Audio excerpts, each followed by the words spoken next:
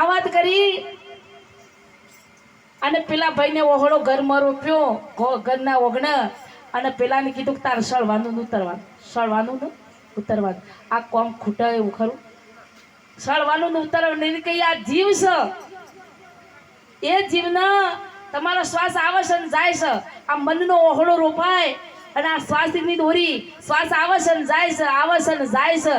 એ જો ખૂંટા બંધાઈ જાય શ્વાસ ઉપર તમે ધ્યાન કરો તો તમારો આ ભૂત છે ને તમારા કાબુમાં આવે એવું છે ને આ કોઈને કાબુમાં આવે એવું અને આ નવરું પડે છે અને તમને એને કીધું કે નવરું પડે એ દન આ માયા ખાઈ જાય છે માણસ માયા જપ્પા દેતી ઠરતું જ નથી જી હું ગયો હોય ને તો હું ઘેર દોડે જાય